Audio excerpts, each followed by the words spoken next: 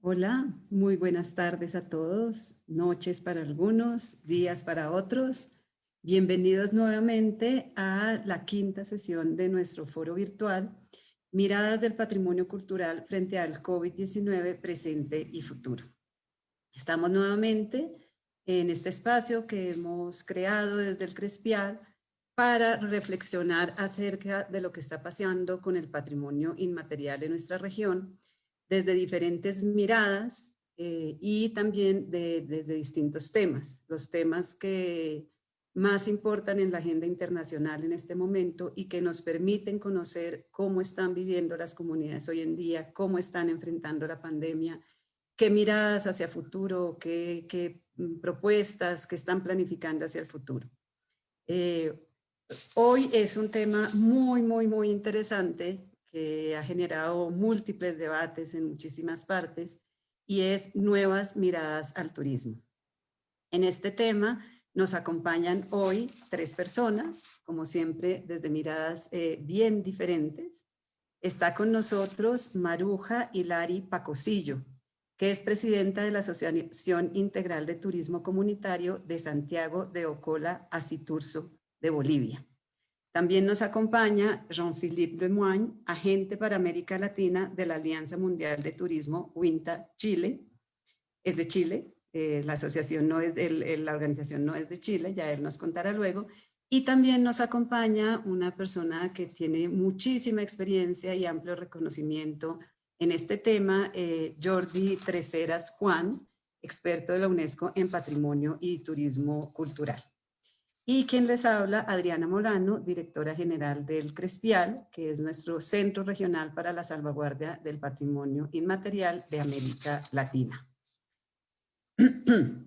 Entonces, ¿por qué estamos escogiendo este tema y qué es lo que nos importa mirar, qué es lo que queremos reflexionar con estos 3 invitados y para el público que nos acompaña?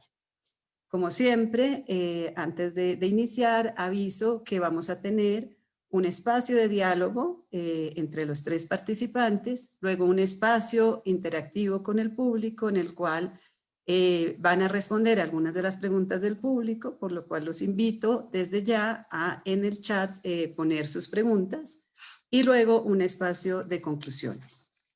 Entonces, en el tema del patrimonio inmaterial, desde que se comienza todo este tema de la convención, muchos inventarios, muchos planes de salvaguardia, muchas comunidades empiezan a evidenciar su interés por el tema del turismo, como una de las alternativas de economía, como una de las alternativas de recursos, pero siempre desde o planteado desde el fortalecimiento de su patrimonio inmaterial. Y también han habido desde siempre un interés por un tipo de turista más viajero, más visitante, llamémoslo así, interesado en conocer diferentes culturas, interesado en ese reconocimiento y en ese fortalecimiento.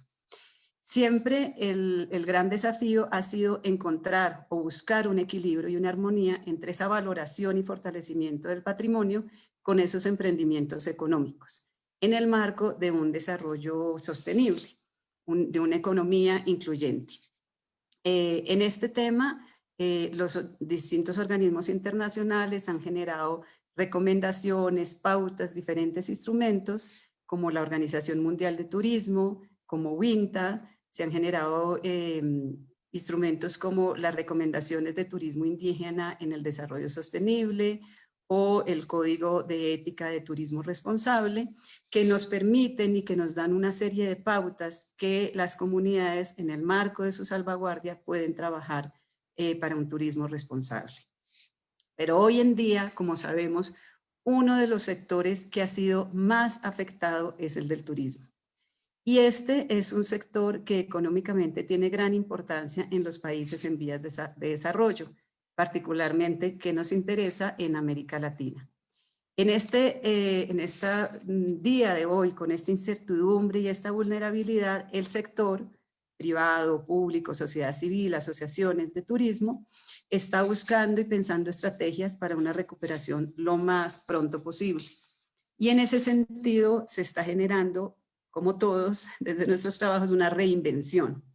Y se está previendo que pueda ser algo más innovador, más sostenible y más resiliente. O así lo pensamos quienes tenemos esta idea, ¿no?, de buscar un mundo en el marco del desarrollo sostenible. Dentro de esta reinvención del turismo, se está planteando que puede haber también un cambio en las preferencias del turista, en evitar aglomeraciones, en ir a sitios más cercanos, tener experiencias más profundas, de mayor tiempo, de mayor inmersión.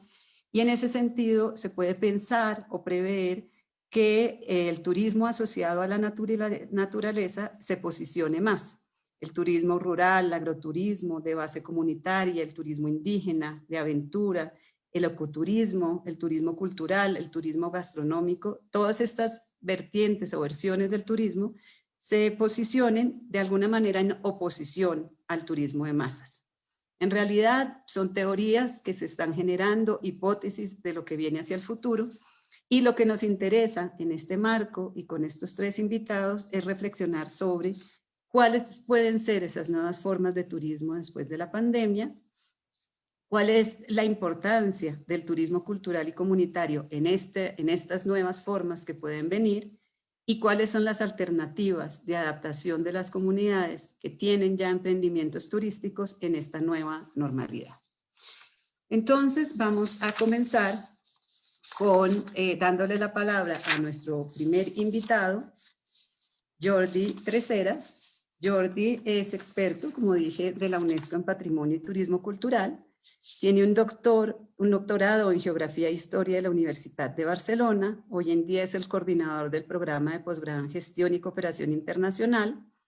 Es miembro del cuerpo académico del programa de doctorado en Sociedad y Cultura, en el que se trabaja temas asociados a la gestión del patrimonio y turismo cultural, y ha sido consultor en temas de cultura, turismo y desarrollo en diferentes y múltiples organismos internacionales, como el Banco Mundial, el Banco Interamericano de Desarrollo, la UNESCO, el Consejo de Europa, la OEI, la CEGIP, bueno, es largo. Entonces, vamos a empezar con Jordi porque queremos que él nos dé un marco general de a qué nos referimos cuando estamos hablando de turismo cultural y comunitario y cuál es esa relación con el patrimonio inmaterial. Jordi, bienvenido, es un placer tenerte aquí en el Crespial y te damos la palabra.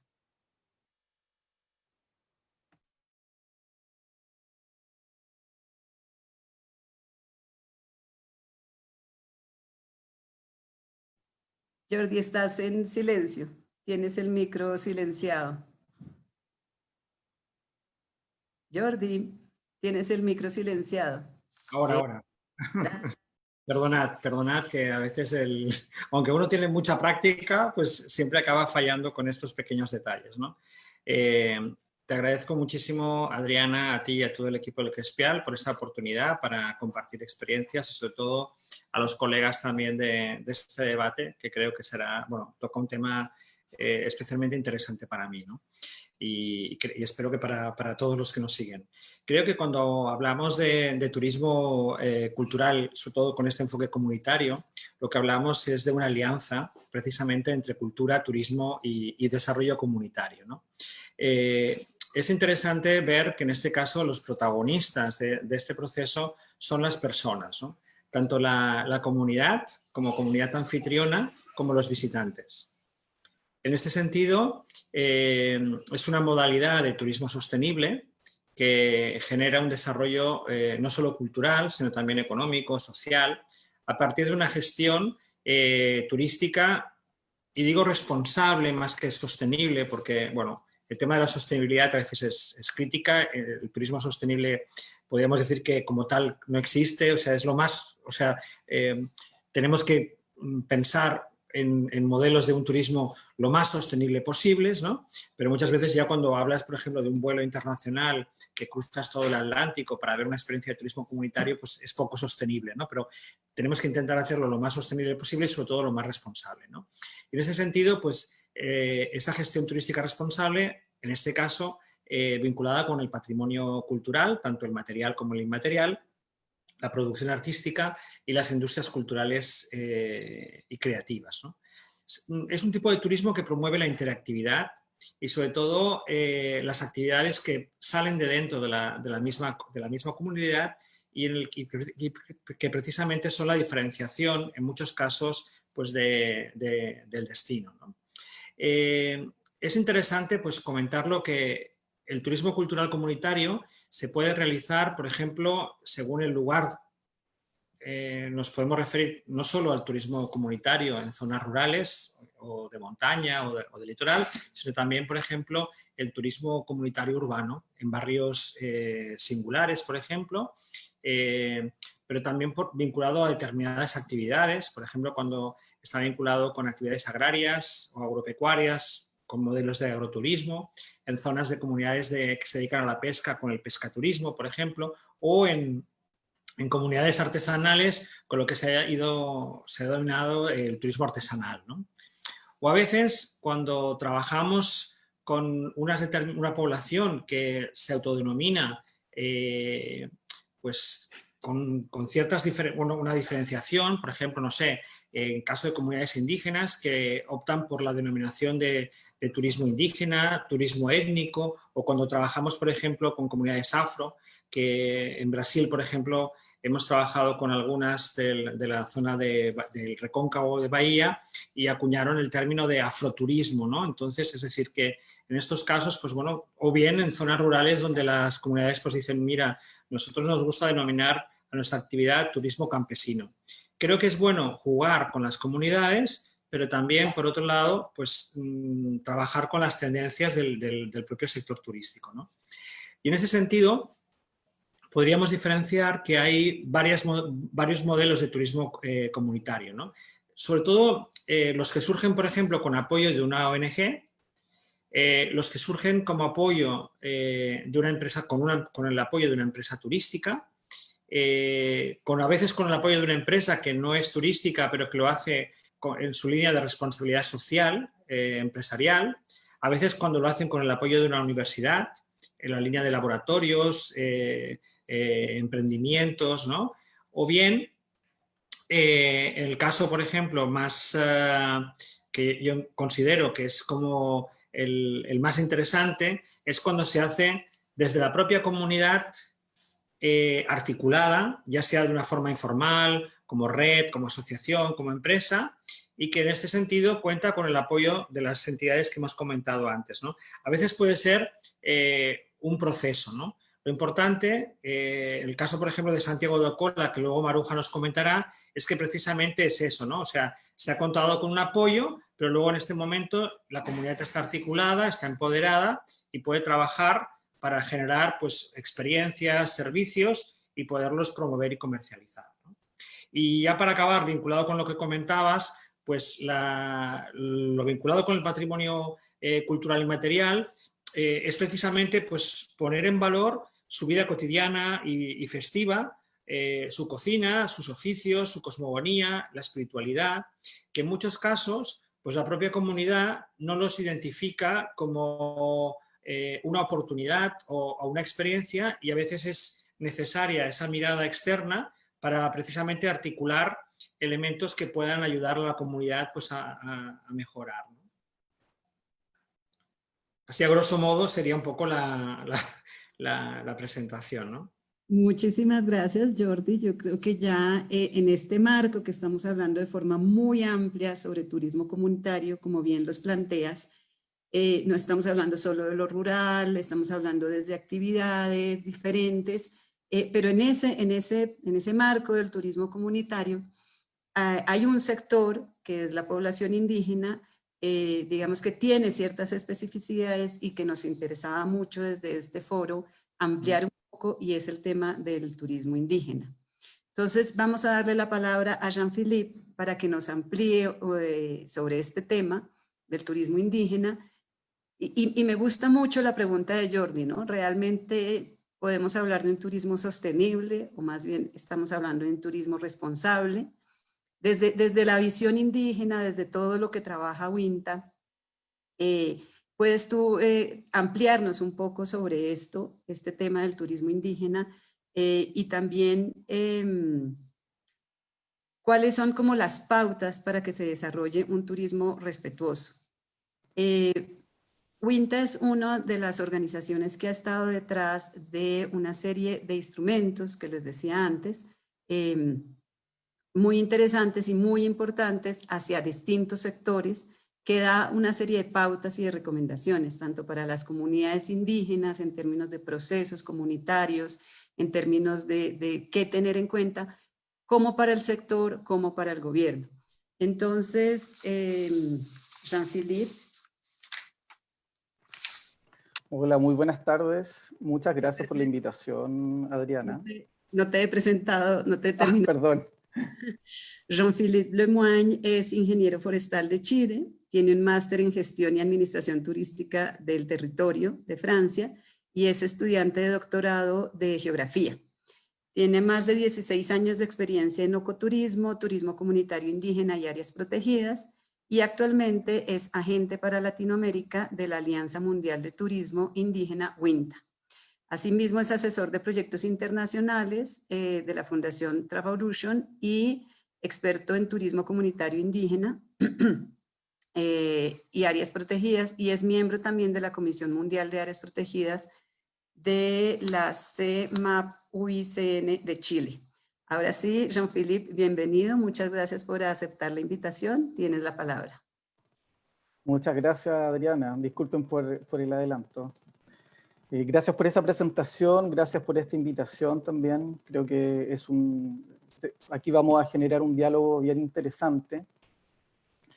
Y yo quiero partir explicando un poco qué es lo que es WINTA. ¿Ya? Esas son sus siglas en inglés, la World Indigenous Tourism Alliance o la Alianza Mundial de Turismo Indígena, que se forma el año 2012 en un congreso sobre justamente turismo indígena que se llevó a cabo en la tierra del pueblo Larraquia, en Australia. Desde ese año empiezan a suceder muchas cosas a nivel de desarrollo de turismo indígena a nivel mundial, y en ese congreso también se desarrolla una declaración, que es la Declaración de Larraquia sobre el desarrollo del turismo indígena, que establece 6 principios para su desarrollo. Todo esto, es decir, la conformación de WINTA fue hecho por indígenas. Yo soy agente para América Latina, yo no soy indígena, pero ellos, WINTA y la organización entiende que el trabajo tiene que ser entre indígenas y no indígenas para poder lograr sus metas de desarrollar un turismo realmente sustentable. Y la sustentabilidad turística se entiende y se hace efectiva desde el punto de vista de WINTA siempre y cuando estén incluidos o incluidas las comunidades indígenas en el desarrollo turístico de los territorios. Porque la sustentabilidad durante muchos años se concentró ¿en qué? En la parte de la naturaleza, ¿no es cierto? La biodiversidad. Durante muchos años se concentró en eso. Y toda la parte que tiene que ver con lo sociocultural se ha ido dejando un poco de lado hasta el día de hoy. Ahora se trabaja mucho más, pero se dejó durante muchos años muy de lado. Y las soluciones que daban muchas empresas era contratar a gente de los territorios. Pero ¿qué tipo de trabajos eran esos? ¿Y cuánto dinero realmente quedaba en los territorios para las personas locales? Porque siempre los desarrollos turísticos siempre se han hecho con una visión muy cortoplacista, en donde el beneficio máximo es para las empresas que invierten en los territorios. Eso es lo que se busca, es igual que cualquier otro negocio, ¿no? Maximizar la cantidad, o sea, maximizar la inversión, que regrese lo antes posible y que me genere un ingreso lo más amplio posible. Y esa mirada ya es una mirada bastante retrógrada y que no permite lograr la sustentabilidad. El día de hoy también se habla mucho sobre, que lo vamos a hablar con mayor detalle más adelante en este webinar, Se habla mucho también de cómo va a volver el turismo y se ve, ¿no es cierto?, dentro de la industria que hay muchos que quieren volver de la misma manera, quieren ya abrir luego los territorios, y no se está pensando en una sustentabilidad que sea más efectiva de lo que era antes, porque Jordi tiene mucha razón en lo que dice, o sea, la sustentabilidad, así como 100%, es muy difícil de lograr, uno tiende hacia eso, ¿no es cierto? Bueno, todo este movimiento de turismo indígena, como les dije, ha tenido un gran desarrollo. ¿Y por qué hablamos de turismo indígena? A ver, el turismo indígena puede ser comunitario o no puede ser comunitario. La verdad es que es un turismo desarrollado por indígenas. Eso es.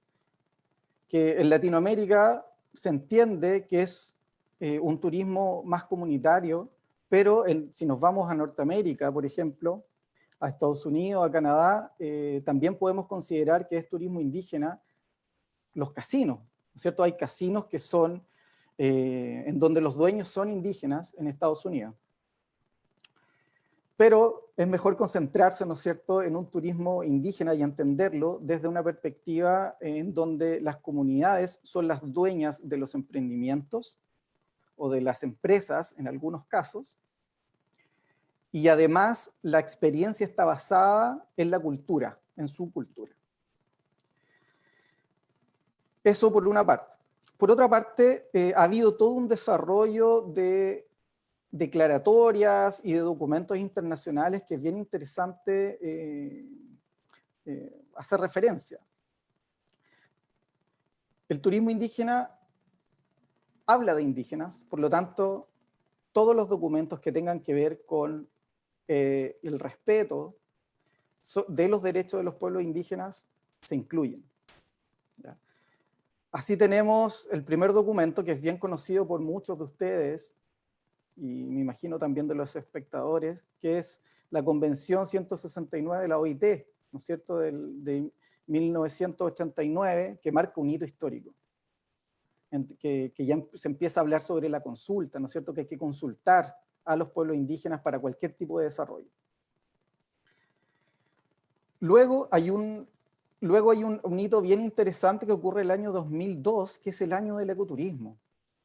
Muchos de ustedes lo van a recordar, que hubo una cumbre bien importante en Quebec, justamente sobre el desarrollo del ecoturismo, y de manera paralela, ese mismo año, un grupo de indígenas, líderes de turismo indígena, hicieron una conferencia también en Oaxaca, México, en donde hicieron la primera declaratoria de turismo indígena, en donde justamente hablaban que el ecoturismo se había concentrado en todo lo que tiene que ver con la biodiversidad, dejando de lado las culturas, y que se transformó, y que todos sabemos aquí, ¿no es cierto?, porque ya han pasado muchos años de eso, el ecoturismo se transformó en un greenwashing, ¿no es cierto?, donde muchas empresas empezaron a hablar de ecoturismo, ponían que era ecoturismo y realmente no estaban cumpliendo con los principios del ecoturismo como tal. Luego, el año 2017 ocurre también un hito histórico, que es la Declaración de las Naciones Unidas sobre los Derechos de los Pueblos Indígenas. Ese documento ya marca un hito histórico para los derechos de los pueblos indígenas, y el año 2012, ¿no es cierto?, aparece la Declaración de la Raquia, la cual se basa en la Declaración de los Derechos Humanos. Perdón, en la Declaración de las Naciones Unidas sobre los Derechos de los Pueblos Indígenas. Esa es la base de la Declaración de la Raquia. Por lo tanto, WINTA, ¿cuál es la misión de WINTA? Es desarrollar la industria turística, pero en base a los derechos de los pueblos indígenas. Esa es la base. Bueno, luego el año 2016 también tenemos un documento bien interesante, que es la Declaración de las Américas sobre los Derechos de los Pueblos Indígenas, liderada por la OEA, que también es un documento que hay que considerar.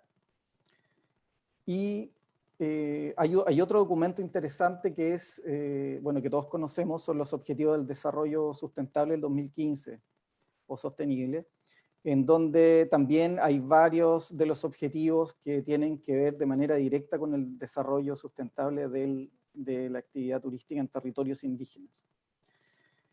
Y por último, tenemos otro documento que salió el año pasado, que son las recomendaciones para el desarrollo sustentable del turismo indígena de la OMT. Y ese documento está basado en la Declaración de la Raquia. Entonces es interesante ver cómo ha habido un proceso de desarrollo y que va linkeado, digamos, que no se ha perdido y que no han habido tantos trabajos de manera paralela, sino que ha habido un trabajo, hay un hilo conductor. Bueno, ese es como el marco a grandes rasgos del turismo indígena, y hay líderes bien importantes a nivel mundial. O sea, tenemos WINTA como organización a nivel global, pero hay organizaciones bien interesantes como la Asociación Canadiense de Turismo Indígena, que se ha desarrollado muy bien, bueno, tiene todo su proceso también de creación, porque no es muy fácil crear estas organizaciones y que perduren en el tiempo. Tenemos Ayanta también, que es una organización bien interesante en Estados Unidos. Tenemos Maori Tourism en Nueva Zelanda, que también es bien interesante como ellos han desarrollado. En Australia, Waitok, que es una organización de tour operadores indígenas también. Y bueno, en nuestra querida América Latina también es bien interesante todo el movimiento. En México tenemos a RITA, que es la red mexicana de turismo indígena. Hay una organización que es una de las más antiguas de nuestra Latinoamérica, que es la FEPSE en Ecuador, que no es directamente de turismo indígena, pero es de turismo comunitario, en donde fácilmente el 70% de sus integrantes son indígenas. Y lo mismo sucede con la red Tuzoco, de la cual es parte Maruja, en Bolivia, que también es una asociación y organización bien interesante. Y también, si nos vamos más al sur y nos concentramos en Argentina y Chile, en Argentina tenemos una organización que se llama RATURC, que también es de turismo rural comunitario, que lleva ya más de 10 años, y en Chile hay una organización que se creó en el 2018, que es la Asociación Nacional de Turismo Indígena. Bueno, y así podríamos ir viendo en cada uno de los otros países. Entonces ha habido un movimiento importante, un desarrollo muy, muy interesante en los últimos años, y me voy a colgar de algo que decía Jordi. Hay modelos, ¿no es cierto?, del turismo comunitario.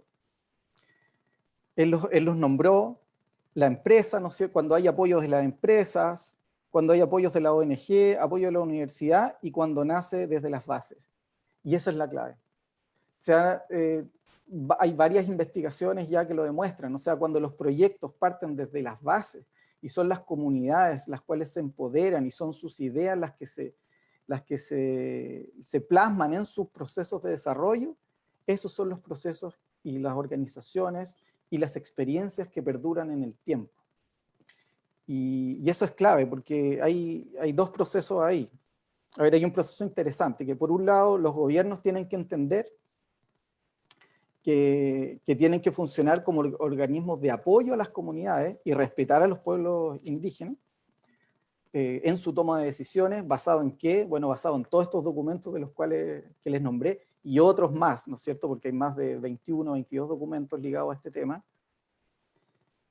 Por otro lado, las organizaciones de base tienen que entender también que no pueden tener una mirada paternalista del Estado, ¿no es cierto?, de siempre estar pidiendo, sino que hay que empoderarse y bueno, y aquí los jóvenes cumplen un rol clave, porque hay muchas comunidades y pueblos indígenas en donde no hay tantos profesionales, aunque cada vez hay más, y menos profesionales dedicados directamente a la actividad turística, que hayan estudiado eso. Entonces, por esos dos lados es importante que los actores, tanto públicos como privados, entiendan que, por un lado, la comunidad indígena se tiene que empoderar, se tienen que hacer cargo de su desarrollo, y por el otro lado, entonces, las agencias del Estado tienen que hacer procesos participativos, de planificación participativa. No puede ser que se sigan tomando decisiones en cuatro paredes y que después se llegue a los territorios y se diga ustedes se van a desarrollar de tal manera, y eso ya no puede seguir sucediendo. Bueno, y la industria turística también. La industria turística tiene que entender que hay procesos que hay que respetar, y esto no es solamente vender, ¿no es cierto? Vender cultura. La sustentabilidad tiene varios pilares. Entonces, respetemos cada uno de esos pilares, porque cada vez más los turistas, ¿no es cierto?, están más despiertos. La gente está más despierta y quiere ver realmente cómo procesos de desarrollo que apoyen a las comunidades locales y en donde realmente se proteja la biodiversidad de los territorios. Bueno, yo creo que llego hasta aquí como para poder seguir después conversando un poquito más. Muchas gracias, Jean-Philippe. Además del marco que nos diste muy amplio y para quien quiera seguir ahondando en este tema, yo creo que dejaste claros dos temas muy importantes. Uno es que todo este movimiento ha pasado de pensar la sostenibilidad desde lo ambiental a también pensar la sostenibilidad desde lo cultural. Creo que ese es uno de los temas que nos interesan muchísimo a quienes trabajamos en la gestión del patrimonio inmaterial. Lo segundo, como bien lo decías, trabajar turismo indígena se debe hacer con base en los derechos de pueblos indígenas, ¿no? Y ese es un derrotero muy claro tanto para las comunidades como para el resto. Y tu llamado, digamos, a la necesidad de generar procesos participativos, ojalá desde las mismas bases organizativas para empoderar y que los distintos actores encuentren su rol adecuado, el Estado en generar esos procesos y no tomar las decisiones desde arriba o desde la oficina, y la industria también aprender a entender que no se trata de vender cultura, ¿no? Eso a mí me parece clave para darle la palabra a Maruja. Maruja es Maruja Hilari Pacosillo, es presidenta de la Asociación Integral de Turismo Comunitario de Santiago de Ocola, Asiturso, Bolivia. Es lideresa indígena, artesana del tejido de la alpaca y guía turística. Se ha capacitado en muchas áreas de turismo comunitario con la red Tusoco, que nombró Jean-Philippe, y lidera la Asociación Integral de Turismo Comunitario de Santiago de Ocola desde el 2008, donde se han agrupado 13 familias que están involucradas en la actividad de agroturismo, conservación de la biodiversidad y patrimonio cultural. Quiero contarles antes un poquito acerca de esta asociación y de Santiago de Ocola. Santiago de Ocola es una pequeña comunidad de pescadores y agricultores de origen aymara que tienen una relación muy fuerte con el tema de la tierra, pero también del lago, donde viven y cultivan, y donde está un sitio sagrado que se llama el Dragón Dormido, que ahora Maruja también nos va a contar un poco de esto.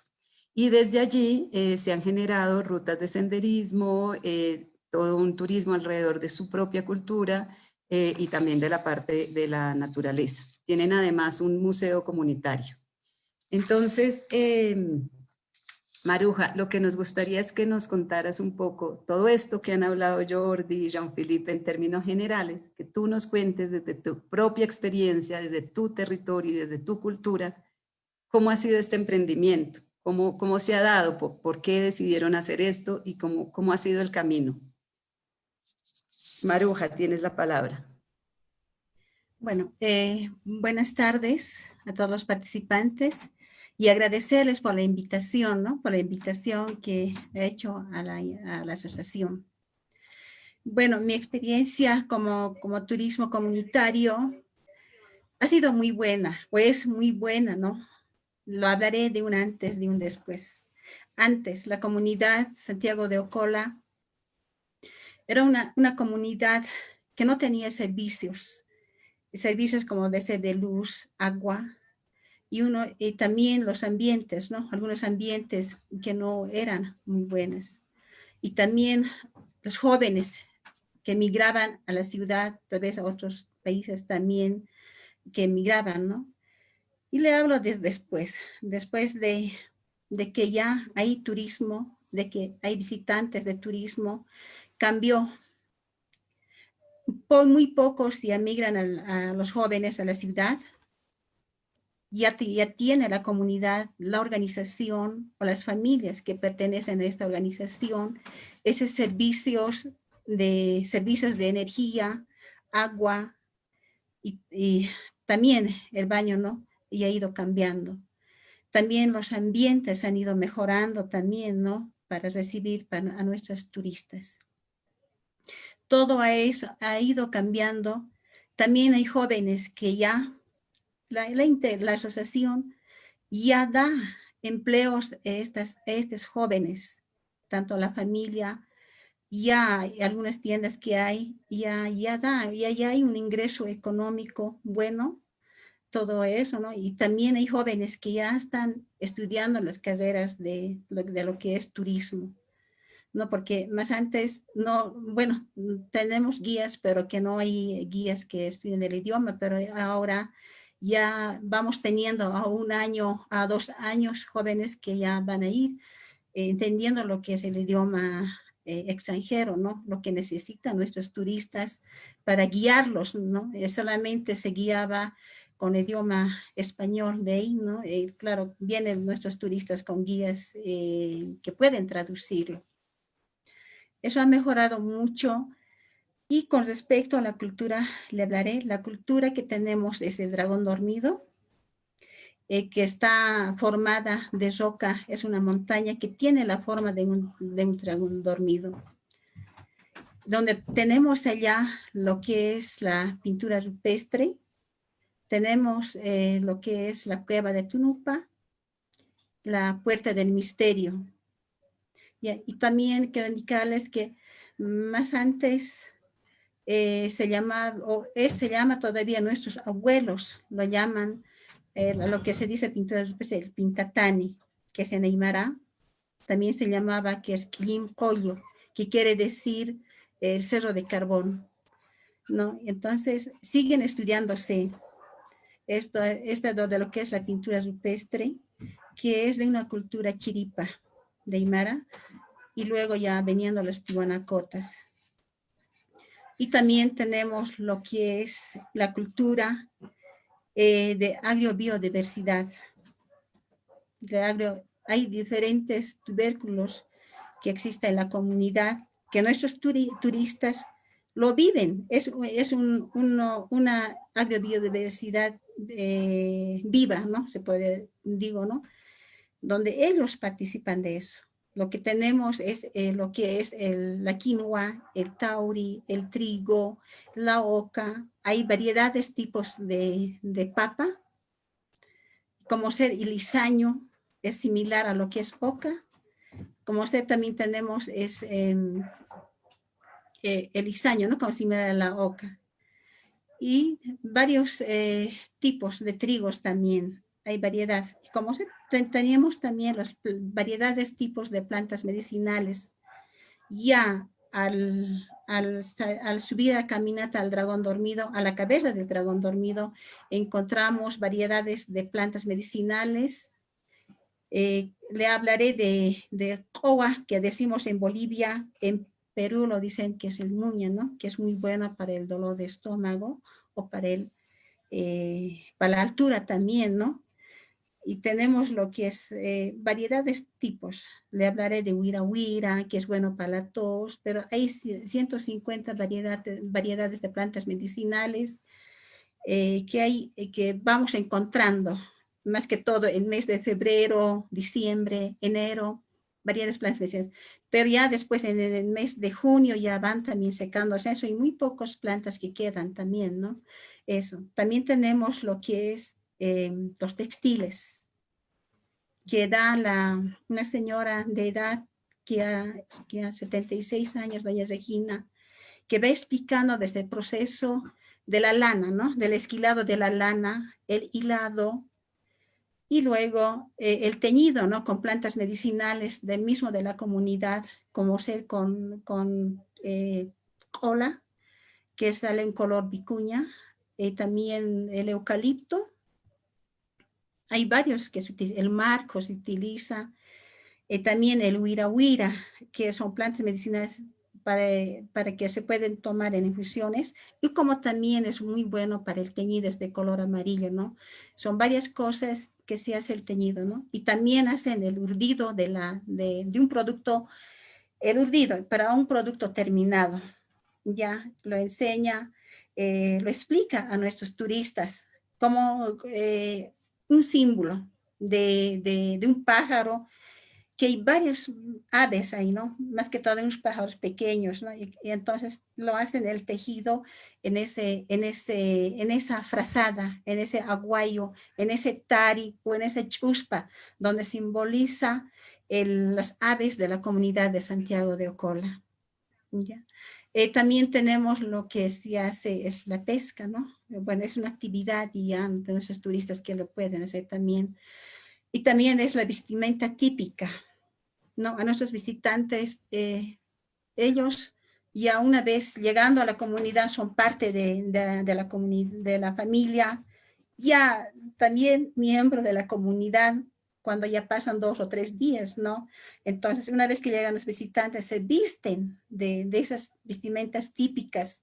Por ejemplo, el varón de un poncho, de un chicote, de un sombrero, de un yucho, y el pantalón de oveja, y la mujer lo mismo, ¿no? Con una pollera de oveja, y también su manta, su pullo, su aguayo y su tari. Tari, el varón lo lleva en la chuspa, pero siempre tiene que estar la coca ahí, y tanto en la mujer es un tari, también la coca lo lleva, ¿no? Ahí. Entonces, de esa manera a nuestros visitantes lo vestimos ellos. Por esas 1 o 2 horas son autoridades de la comunidad, son partes de la comunidad, ¿no? Eso lo viven ellos, se siente esa cultura, ellos también, hay usos y costumbres, ¿no?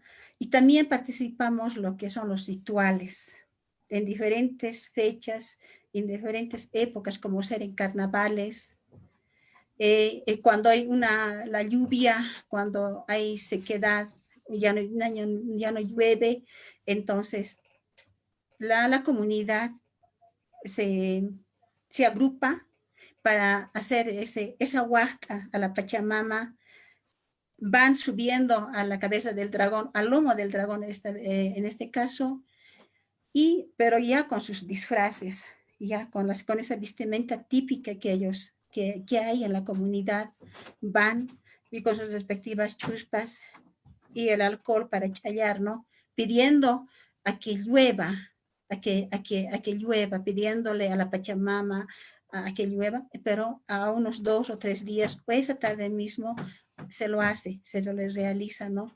Esas son nuestras culturas, ¿no?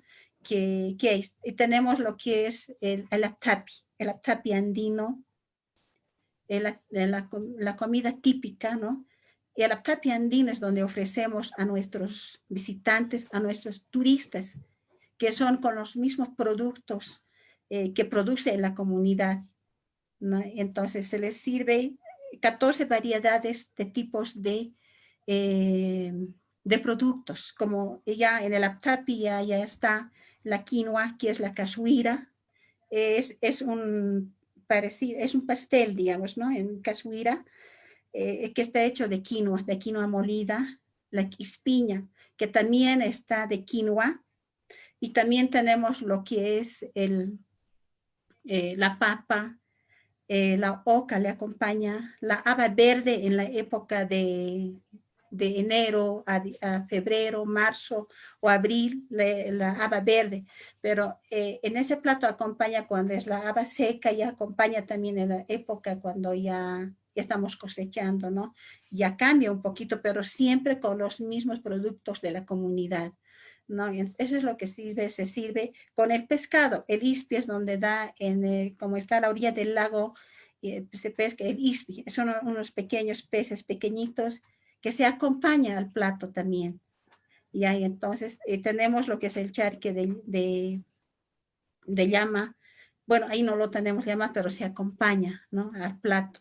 Ese es nuestro almuerzo típico, nuestra comida típica de la comunidad que se da a nuestros visitantes, a nuestros visitantes, ¿no? Ya, bueno, ya variando también, ¿no?, ya la cena, todo eso, pero siempre utilizando los productos de la comunidad. Esa es nuestra cultura que lo estamos haciendo ahí, ¿no?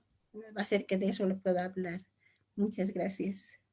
Maruja, muchísimas gracias. Realmente fue un viaje virtual para todos nosotros. Por lo menos yo me transporté allí al lago Titicaca. Bueno, yo no estoy muy lejos del lado peruano, aquí en Cusco. Preguntaba a María Elena Macís, ¿dónde está? Es en el lado boliviano del lago Titicaca. Y nos hiciste un viaje cultural virtual maravilloso, Maruja. Y bueno, creo que quedaron claras muchos de los temas que venían hablando Jordi y Jean-Philippe, y nos queda muy claro qué es un turismo comunitario desde la visión indígena y desde lo cultural. Y lo interesante de cómo se fortaleció esa organización comunitaria, cómo se han logrado ciertos desarrollos en términos de servicios y todos que no se habían logrado de pronto de otra manera. Y uno de los temas para mí más claves es que ya los jóvenes no están migrando, y sabemos que este es uno de los factores de mayor riesgo para la transmisión del patrimonio inmaterial en nuestra región. Entonces yo creo que la experiencia que contó Maruja, además de ese viaje delicioso, nos muestra cómo este emprendimiento turístico ha fortalecido realmente ese patrimonio inmaterial en términos de agrobiodiversidad, plantas medicinales, rituales, espacios sagrados, y también esa posibilidad de que los jóvenes tengan empleos. Entonces, esto pues lógicamente era antes de la pandemia. Ahora vamos a hacer una mirada de presente y de futuro. Y vamos a comenzar con Jordi nuevamente. Jordi, desde toda la experiencia que tú estás mirando, además a nivel mundial, no solo en nuestra región, cuéntanos cuál es tu visión hacia futuro. Después de esta crisis global generada por la pandemia, ¿qué piensas tú que puede pasar con el turismo cultural y comunitario?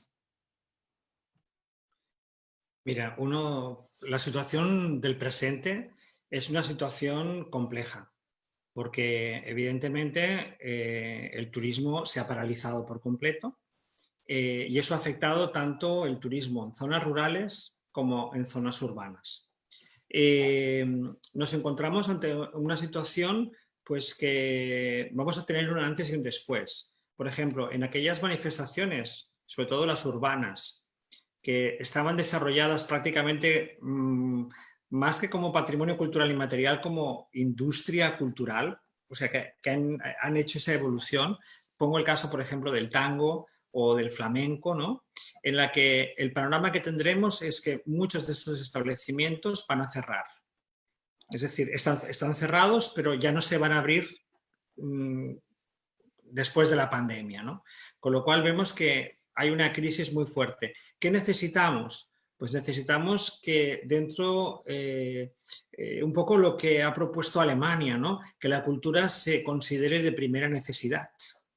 Esto, por ejemplo, es una de las luchas que estamos teniendo y no en todos los países se está produciendo ese elemento, ¿no? O sea, más allá del apoyo asistencial a ese portador de la tradición, sino el apoyo a un proceso, ¿no?, sobre todo para evitar que se desarticule, ¿no?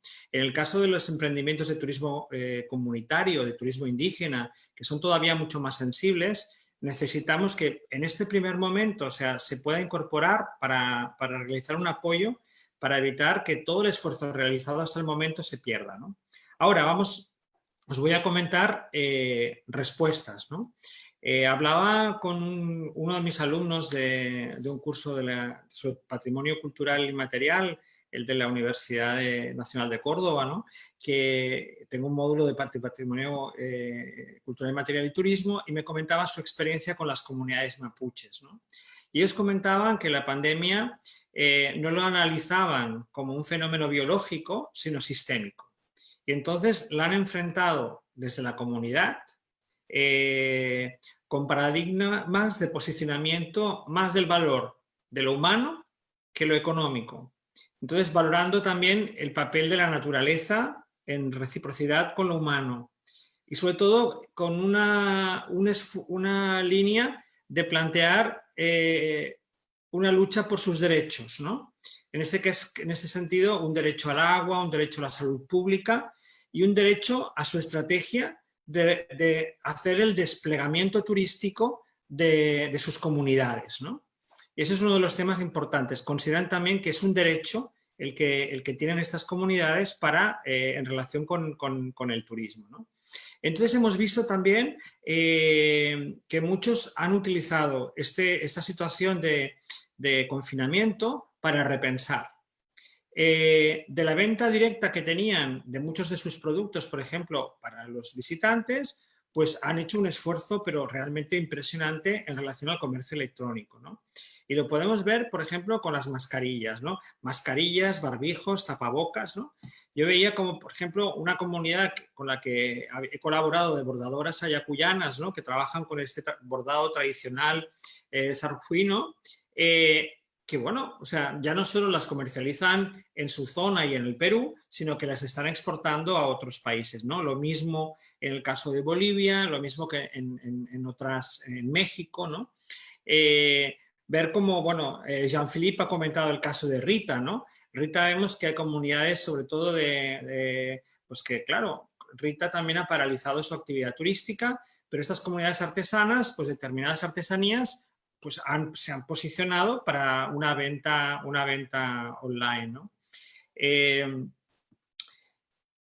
Otros elementos claves, apostar por el turismo de proximidad. Por ejemplo, en el caso de España, pues se ha volcado, se ha cambiado, se ha reconfigurado el modelo turístico, ¿no?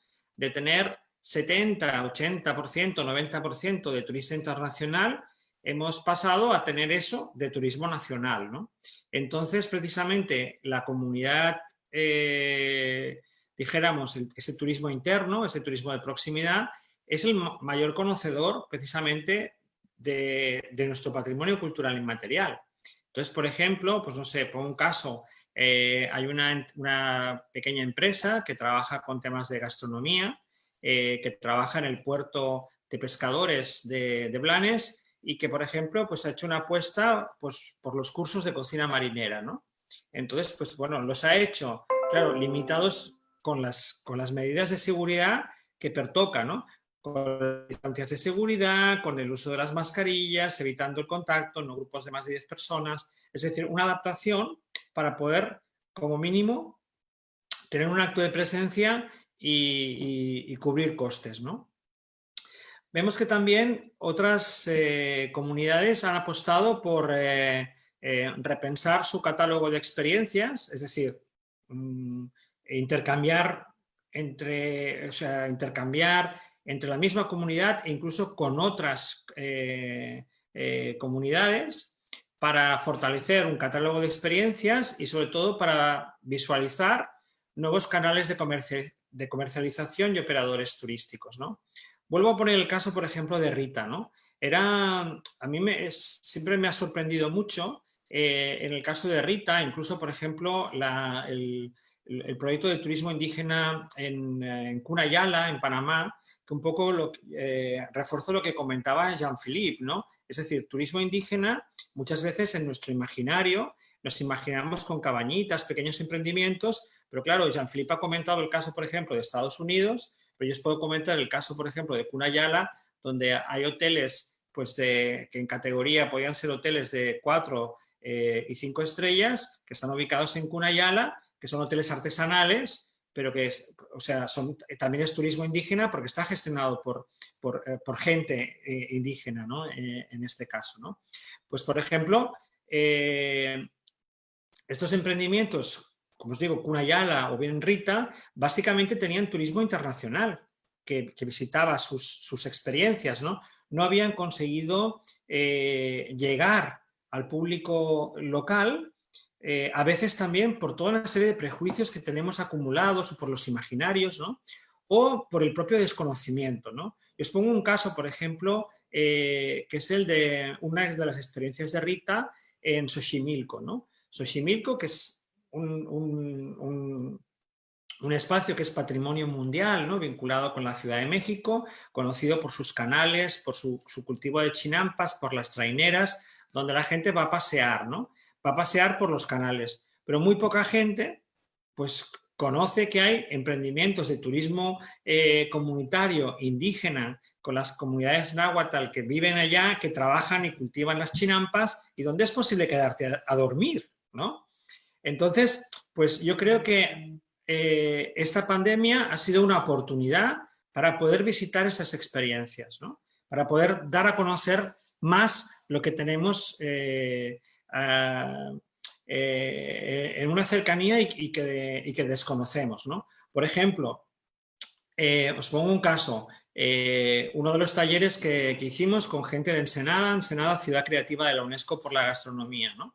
Pues estábamos comentando pues, iniciativas que están tomando en Ensenada en relación también a la cocina tradicional y a la cocina creativa, y yo les hablaba pues, de unas comunidades que hay cercanas a Ensenada, de comunidades californias, que trabajan, hacen, pues, por ejemplo, tacos, pero con harina de bellota y utilizan un tipo de roedor que es el que comen ellos, ¿no? Claro, te das cuenta que son dos mundos, ¿no? Un mundo pues, de frontera, como ellos me comentaban, más cosmopolita, con un mundo rural que está cercano, que mantiene una tradición y la cercanía está. Pero claro, esta comunidad que ellos no consideran ni cosmopolita ni cercana y tal, también conoce la realidad de Ensenada, porque son comunidades que yo digo 3.0. O sea, son comunidades que están perfectamente organizadas, que han diseñado sus páginas web, que están realizando aplicaciones y que, no sé, uno ve la red de turismo indígena de las comunidades amazónicas y a mí me encantó ver pues que cuando hicimos una serie de talleres o incluso pues lo comentábamos con Maruja, ¿no? Cuando tomamos el proyecto en Tiwanaku, yo me di cuenta que para trabajar con las comunidades teníamos una barrera lingüística, ¿no? Y no solo lingüística, sino traducir nuestros términos a la propia comunidad, y ahora lo hemos visto también con la pandemia y hemos readaptado una serie de programas que se han hecho en guaraní. ¿Por qué? Porque la comunidad pues, lo utiliza como lengua franca y es mucho más fácil. O en el caso de Tiwanaku, que comentábamos con Maruja, que tomamos también su caso, pues optamos por el aymara como la lengua de realización de los talleres e incluso de las personas que transmitían en las comunidades, que identificaban las experiencias que podían desarrollar en las comunidades. ¿Por qué?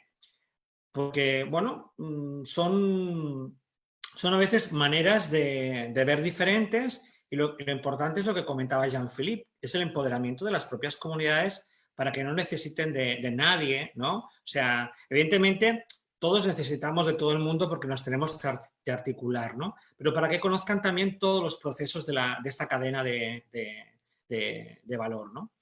Con lo cual también, por ejemplo, muchas de las comunidades han apostado también por la capacitación, como os comentaba, ¿no? Os pongo el caso, por ejemplo, en Rapa Nui, en la isla de Pascua, pues precisamente pues, han solicitado unas ayudas a Corfo para aprovechar en este momento de confinamiento para mejorar el fortalecimiento de sus capacidades para estar más preparados para un turismo más cultural, pero también pues, más responsable, ¿no? O, por ejemplo, no sé, otro caso en Cuba, en Camagüey, que también estoy colaborando en este proyecto, pues se ha optado por, existen unos fondos de la Comisión Europea, estábamos trabajando con un proyecto de Camagüey creativo, y bueno, con la pandemia pues no se pudieron hacer los talleres, hemos optado por una formación online y estamos trabajando con comunidades articuladas en 5 plazas de la localidad.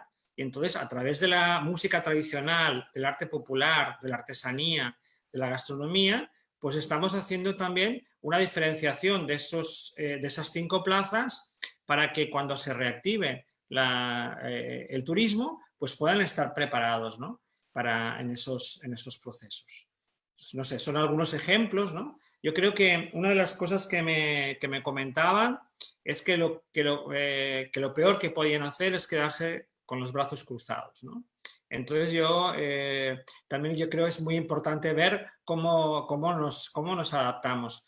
Yo bueno, creo que la importancia de trabajar en red nos permite adaptarnos con una facilidad extrema, ¿no? Y por ejemplo, yo creo que al menos en las iniciativas que estoy colaborando de turismo cultural comunitario vinculada con el patrimonio cultural inmaterial, pues precisamente estas reuniones o foros como el que habéis propuesto desde el Crespial, que ahora llegarán a un volumen determinado de personas, pero que luego después la gente los visualizará y generará un efecto multiplicador, pues yo creo que nos han permitido avanzar muchísimo más, o sea, incluso articularnos mucho más, porque antes necesitabas muchos fondos para poder organizar un evento, por ejemplo, de turismo indígena en América Latina, ¿no? Y ahora precisamente pues te puedes reunir porque todo el mundo pues tiene un teléfono móvil o una tablet o un ordenador y sobre todo tienen ganas de explicar su experiencia y de poder trabajar y articularse en red, ¿no?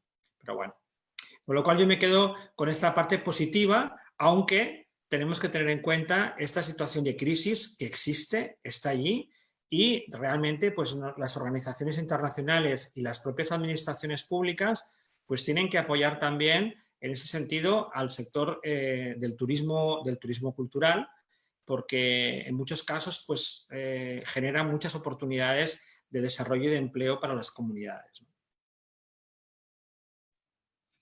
Jordi, muchísimas gracias. Nos hiciste otro viaje bien amplio, bien largo. Y yo creo que pues concluiste, ¿no?, en el final, y es a partir de allí que le voy a dar la palabra a Jean-Philippe. Hay oportunidad, la gente en las comunidades se está repensando, se está capacitando, esperando que se vuelva a abrir. Ya se ha empezado a abrir con este turismo de proximidad, que me parece muy interesante, de cómo nos ha permitido conocer nuestro entorno, nuestro país, cuando siempre todos estaban pensando ir mucho más lejos. Pero también esa necesidad de apoyo realmente de parte de las políticas públicas, gobiernos y también de las empresas, para que realmente ese turismo comunitario vuelva, digamos, como a fortalecerse. Entonces, Jean-Philippe, es la misma pregunta, lo queremos ver desde tu visión, desde todo lo que trabajan desde WINTA. ¿Cuál es tu visión a futuro? O sea, ¿qué va a pasar después de esta pandemia con el turismo indígena? Bueno, yo quiero darle las gracias por la explicación y la presentación tanto a Jordi como a Maruja. Quiero ir un poquito más atrás y ver conectar con lo que mostró y lo que presentó Maruja sobre su experiencia y en la comunidad. Ella habló realmente de una experiencia que tiene que ver con el patrimonio inmaterial, pero total, o sea, ella habló de expresiones, de saberes, de prácticas, y además, al incluir a los jóvenes, transmisión de generación en generación. Y si nos vamos a la definición de lo que es patrimonio inmaterial, es justamente eso, ¿no es cierto? Lo cumple. Y eso estamos hablando de caso de éxito, a mi parecer. Ahora, ¿cómo sería el caso de éxito si Maruja después quizá al final nos puede responder si cumple o han logrado esto, que es justamente la revitalización cultural, la protección del territorio, que es algo bien importante para los indígenas? Un pueblo indígena sin territorio no es pueblo, ¿no es cierto? Pertenecen a esos lugares, hay una pertenencia al territorio. Si ha habido ingresos, que eso es importante también, pero desde un punto de vista de actividad comunitaria, y eso yo lo recalco porque todo este proceso de pandemia ha hecho muchas comunidades darse cuenta de error que cometieron de concentrar su actividad económica en el turismo, porque ese es un error. El turismo tiene que ser una actividad complementaria con las otras actividades, ¿no es cierto?, tradicionales que ellos tienen, que no tienen que perder, sino que el turismo tiene que llegar a revitalizarlas, no a eliminarlas por un tema de ingresos económicos. Y por último, interesante que es el buen vivir. Si han logrado mejorar el buen vivir, que hablan los pueblos indígenas del mundo, que tienen ese concepto, que es el buen vivir para con tus semejantes, con la naturaleza, con el todo, con la madre, con todo. Que ahí, Maruja, le dejo eso dando vuelta para que usted nos pueda responder al final, quizás. Y en cuanto a Jordi, yo comparto con él muchos de los puntos a los cuales hizo referencia, y yo quiero ver un punto en especial. Se ha hablado mucho aquí de los protocolos, ¿cierto? Los protocolos que es necesario que se lleven a cabo, bueno, no tan solo en la industria turística, sino que es en todas las industrias. Todo esto ya cambió, ¿cierto? Estamos viviendo en una especie de alien completamente distinto a lo que era antes. Y bueno, desde las agencias del Estado yo he visto que se han creado protocolos, pero son protocolos para la industria turística en general. Son muy pocos los países que tienen protocolos realmente adaptados a las realidades de un turismo comunitario. Entonces ahí hay un desafío desde las agencias del Estado, que son las que han trabajado de manera más fuerte los protocolos. Ahora también hay protocolos de organizaciones privadas, ¿no es cierto? Como a la ATA, que también ha generado protocolos, y otras ONG, también el PNUD, hay un proyecto bien interesante ahí de generación de protocolos para el turismo comunitario, creo que es desde el programa del CAPACNAM, del PNUD. Eso es bien interesante. Y en Ecuador también sé que han habido algunos, o se está llevando a cabo en este momento el desarrollo de protocolos adaptados también para el turismo comunitario. Entonces, ese es un desafío. El desafío yo encuentro que es el apoyo a implementar los protocolos, porque una vez que tú tienes los protocolos hay que implementar. Y hay muchos lugares y comunidades en donde no van a poder ir al turismo porque realmente no tienen recursos económicos para poder implementar los protocolos. Y en eso quiero ser claro, o sea, son los protocolos... Jean-Philippe, ¿sí? un momentico, se está entrecortando tu comunicación. No sé si de pronto sea un problema del micro o del internet. Intentemos, veamos cómo va. Ahí te va mucho mejor. Ahí está. Perfecto. Entonces, está el tema de la implementación de los protocolos. ¿Cómo lo van a lograr? Se necesita apoyo de las agencias del Estado y de ONGs también, ¿no es cierto?, que trabajan estas temáticas. Lo otro, ha habido un desarrollo bien interesante justamente con la digitalización de los productos. Ha habido un avance tremendo, pero se ha avanzado en la conectividad del territorio. Ahí hay un trabajo que hay que hacer importante, porque ya todo esto cambió. Entonces, también los gobiernos van a tener que invertir en eso, para que estén todos los territorios mucho más conectados.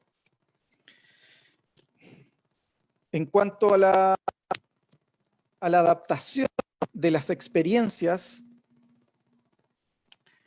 claro, hay muchas comunidades que van a tener que adaptar sus experiencias, pero ya hay que dejar en el tintero, y para que quede dando vuelta en la discusión, es la autenticidad, ¿no es cierto? ¿Cómo hacer para que este cambio que es necesario realizar durante este proceso no se pierda la autenticidad de la experiencia? ¿Ya? Y autenticidad voy a definir, sino que lo dejo bien amplio.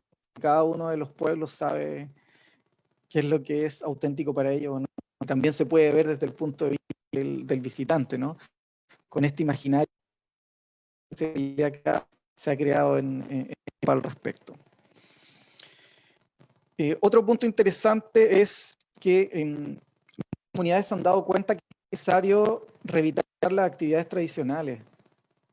Es muy necesario eso. Han vuelto a sus actividades tradicionales, al cultivo, a la recolección, y justamente son esas actividades tradicionales las que van a permitir hacer un cambio a las experiencias que ofrecían las comunidades, los pueblos en específico. No sé si me doy a entender. Aquí hay una oportunidad, porque hay que generar experiencias justamente ligadas a actividades tradicionales, donde el turista se vaya entendiendo cómo son los procesos de cultivo, cómo son los procesos de recolectar frutos y esa misma comida la pueden cocinar, o que ocupan algunos materiales para poder tejer, ¿no es cierto? Etcétera. Es muy interesante todo eso y creo que ahí hay una oportunidad tremenda. Y por último, siento que el turismo no puede ser el mismo que era antes. O sea, es la visión que tenemos. No puede hacer lo mismo. Una oportunidad que dio el destino a la industria turística. Hoy en día, excusas. Creo que ha habido una evolución increíble. Hoy en día existen los documentos que están ahí. Es cuestión de tener ganas de leerlos, ¿no es cierto? De interpretarlos y de trabajarlos. Y también aquí hago hincapié que tiene que ser un trabajo muy comunado entre todos los sectores. Los gobiernos tienen que tener la disposición a trabajar esto, con este momento, y hacer que el turismo sea más sostenible y sea más beneficioso para las comunidades locales. Por otro lado, las comunidades locales tienen que exigir ese desarrollo, es decir, que el desarrollo en sus territorios sea cooperativo, que haya una coplanificación y que ellos y que se respeten los límites que ellos ponen al desarrollo turístico. Y bueno, la industria turística, ¿no es cierto?, que tiene que entender, ya todo esto cambió. Si ellos no toman decisiones respecto a hacia una ruta más sostenible y beneficiosa para las comunidades locales, simplemente van a quedar obsoletos. Ese es mi mensaje. Y tengo un punto más, que es lo que tiene que ver con los territorios. Hoy en día también se está hablando mucho de los territorios. Muchos países se están abriendo áreas protegidas. También se están abriendo territorios bajo sellos que se han creado internacionalmente. Pero mi pregunta es, ¿se les está preguntando a las comunidades indígenas si ellos quieren realmente sus territorios? Eso es importante, es una pregunta también que la dejo ahí. No le quiero dar respuesta porque es para un webinar completo, en el cual se podrían incluir mucho más específicas.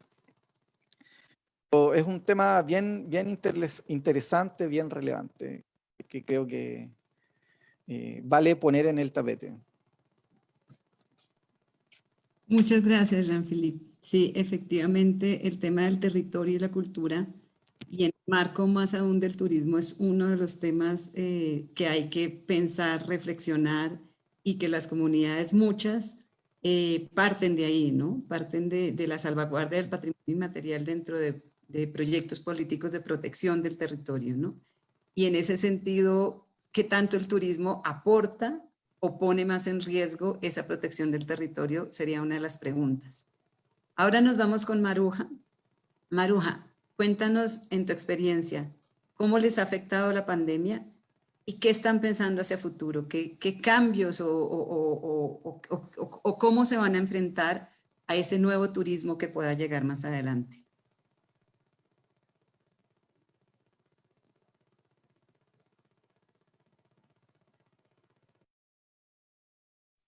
Todavía no, estás en silencio, Maruja. No has quitado el... Tienes que hacerle clic a la cosita rojita del audio.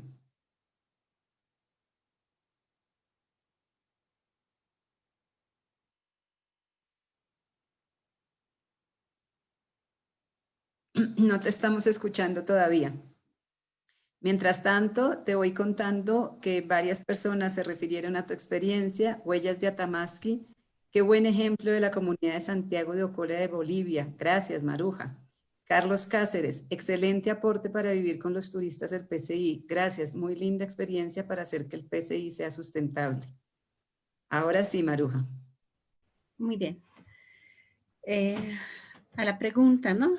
¿Cómo era la pregunta? Disculpe. ¿Cómo les ha afectado la pandemia? Y ustedes Ya. como comunidad, ¿cómo se están organizando en este tiempo de confinamiento? Y hacia el futuro, cuando vuelvan los turistas, van a haber cambios, ¿no? ¿Cómo los ha afectado y qué están pensando a futuro? Muy bien.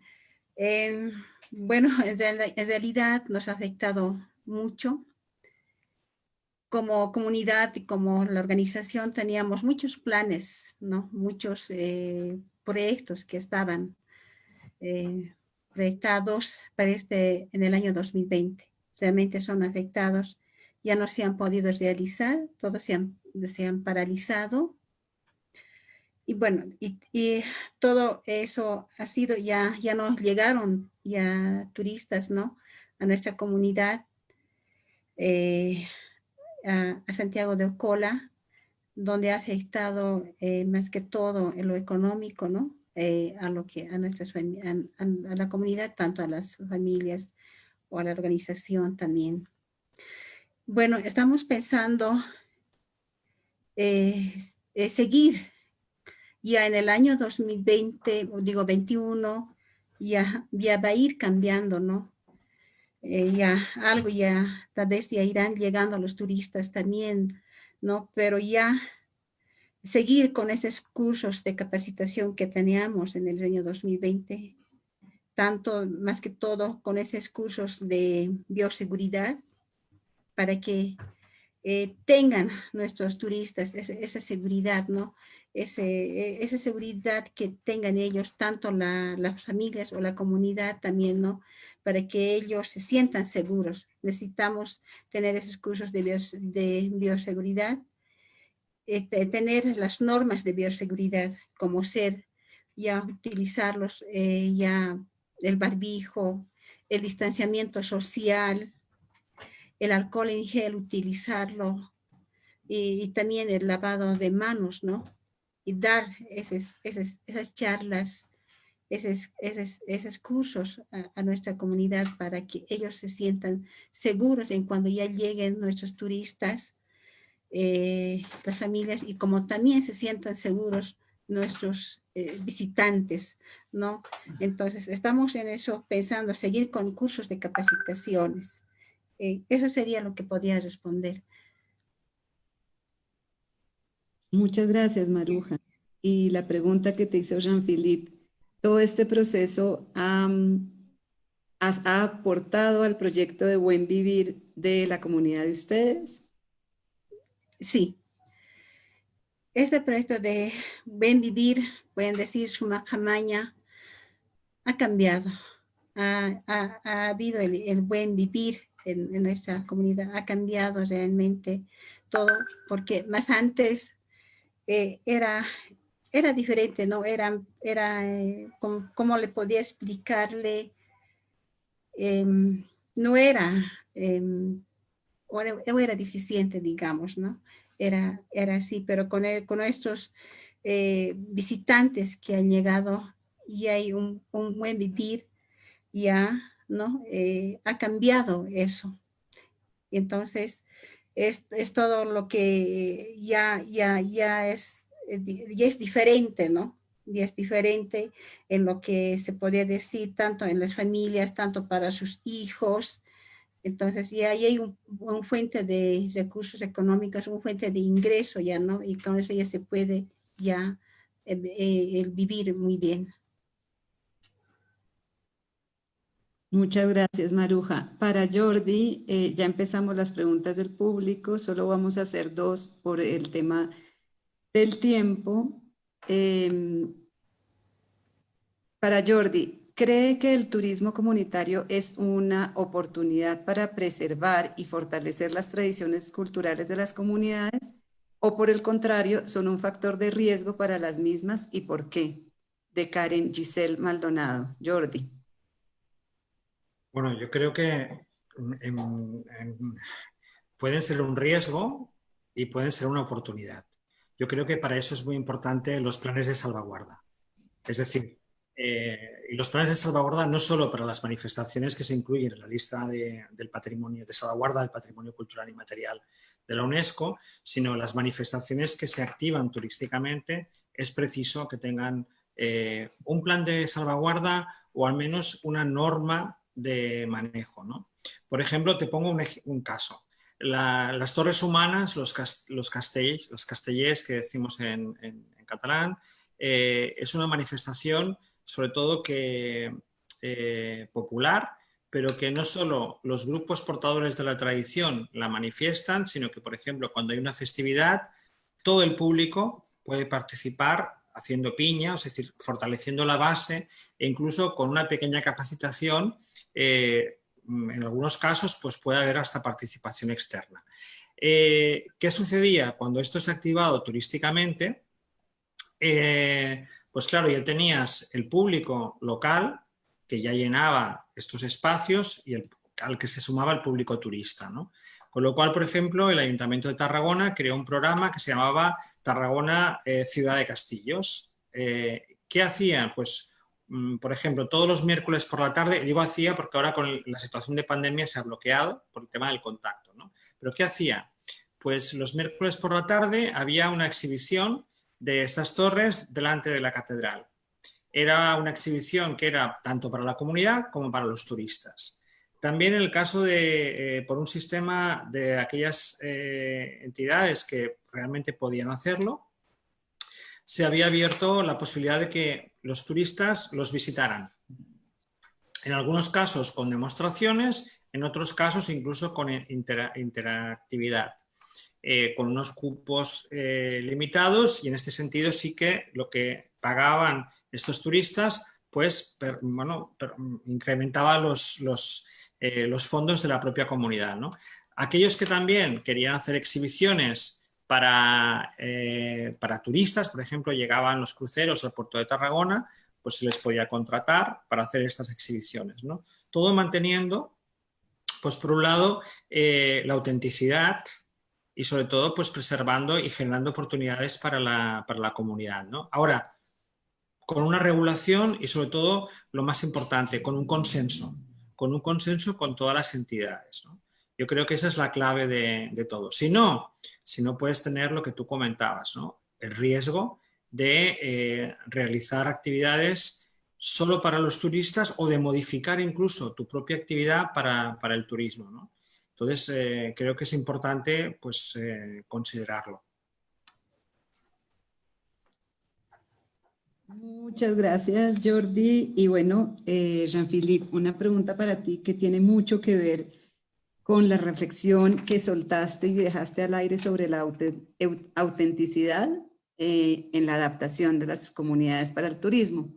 Te pregunta George Amais de Venezuela, quien conocemos mucho. Saludos, George, qué bueno que nos acompañes.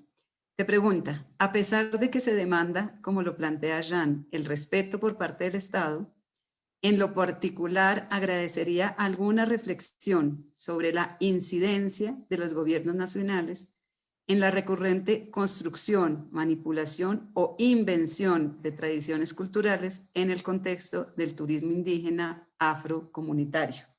Son temas yo creo que todos hemos visto muchas veces en comunidades indígenas que van y se adaptan y se ponen sus trajes o generan un ritual que ya no tiene una función social actual, ya sea instado por los gobiernos, como lo plantea George, ya sea instado por el sector empresarial turístico, o incluso pueden ser decisiones propias de la comunidad, ¿no? Yo creo que ahí hay mucho de dónde cortar. ¿Qué nos dices, Jean-Philippe? Ya para ir cerrando y concluyendo. Sí, bueno, es un tema interesante el de la autenticidad, ¿no es cierto? Mira, yo creo que aquí ha habido un error justamente en los procesos de planificación. Habitualmente desde los estados se opta por una visión muy comercial, en donde la idea es vender y preparar empresas para que estén para la venta, ¿no es cierto?, de una experiencia.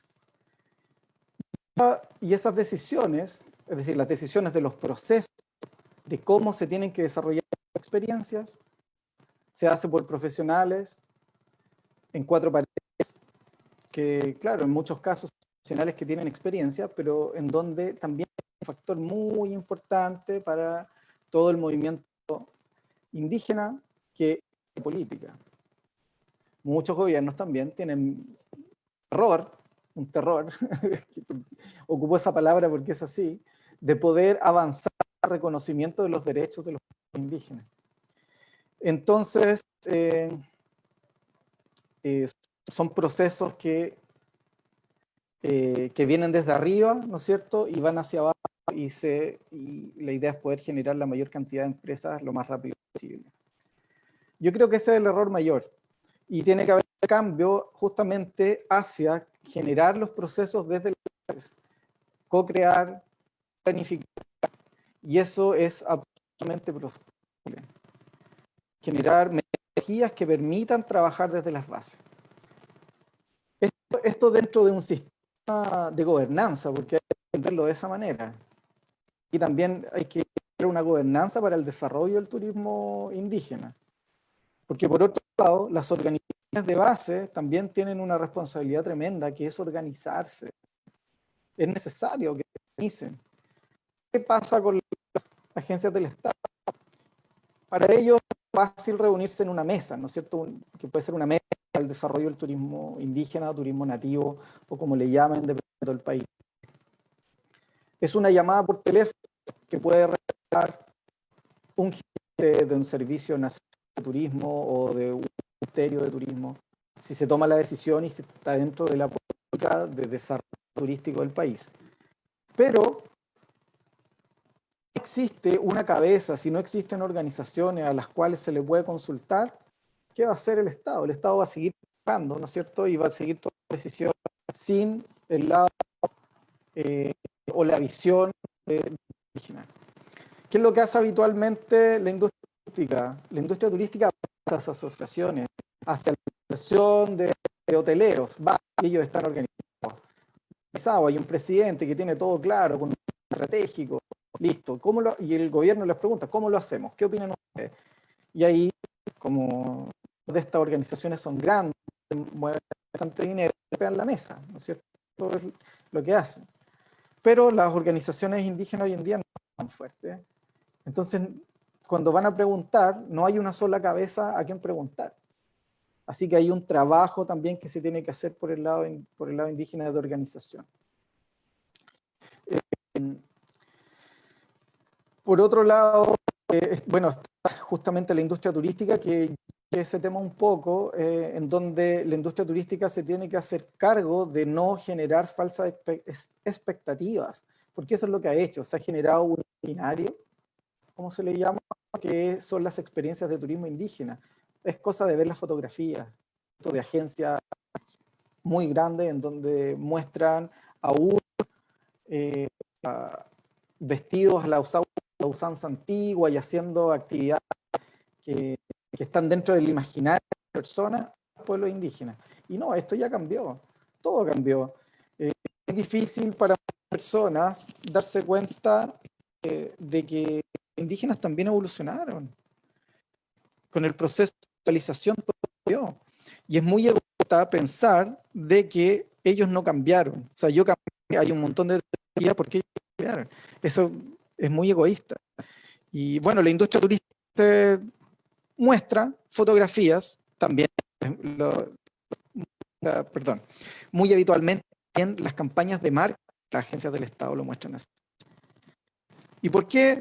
Porque, nuevamente vuelvo, no hay una organización estable, no hay organizaciones a las cuales se les puede ir a preguntar, o no hay organizaciones de turismo indígena que golpeen la mesa, ¿ah? Que digan, no, esto no va a ser así, me tienen que preguntar absolutamente todo, o me tienen que preguntar para que tomemos decisiones en conjunto que sean realmente beneficiosas. Yo creo que hay un deber. Entonces, así lo veo yo. Y bueno, también dentro de la publicidad, tú tocas un tema ahí bien interesante, Adriana, que muchas veces son las comunidades las que deciden hacer una puesta en escena, muchas veces, de su cultura. Pero personalmente yo creo que eso es muy válido, porque es una forma a través de la que ellos pueden perpetuar su cultura a través del tiempo, y son decisiones que nos competen a nosotros. Son decisiones tomadas muchas veces, o sea, incluyendo a líderes tradicionales, y cuando son decisiones a ese nivel, son absolutamente válidas, absolutamente válidas. Bueno, podríamos estar discutiendo la autenticidad.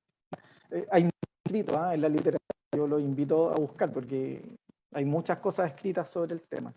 Y depende desde el punto de vista, lo auténtico, de dónde se puede. Una cosa muy auténtica para una persona y para otra persona no es auténtica. O sea, depende del background que tengan las personas, de estudio, de cuánto de la cultura. Es una temática bien interesante. Pero bueno, como reflexión final, entonces, yo creo que la planificación y generar sistemas de gobernanza que permitan consultar deberían ser los procesos de desarrollo. Evitar este tipo de problemas. Bueno, muchas gracias, Jean-Philippe. Muchas gracias, Jordi. Muchas gracias, Maruja. Por el tiempo ya tenemos que terminar y me voy a tomar el atrevimiento de generar una última reflexión o a manera de conclusión. Empezamos hablando de lo que es un turismo sostenible y o responsable, ¿no? Y de alguna manera en toda la conversación pues nos fuimos decantando en que todavía no podemos hablar de turismo sostenible, desde el turismo comunitario y cultural, pero sí de hacer un llamado al turismo responsable.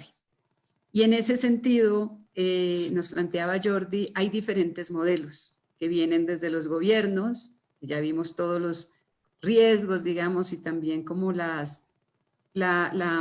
mayoría, como la mayoría de los gobiernos han tomado más unas políticas de comercialización que de protección a la cultura, desde el sector turístico, empresarial, que todavía tiene un gran camino por recorrer para realmente llegar a un respeto y a una valoración de estas culturas comunitarias, y el cambio que tiene que hacer y que esperamos que esta pandemia y todo esto, que este confinamiento logren hacer ese cambio, en bajar esas expectativas, en entender qué es lo que están vendiendo y cómo lo están vendiendo, ¿no? Y ahí yo creo que Jean-Philippe también nos dejó muy claro el tema de la venta de la cultura, ¿no? No debería esto pasar por ahí.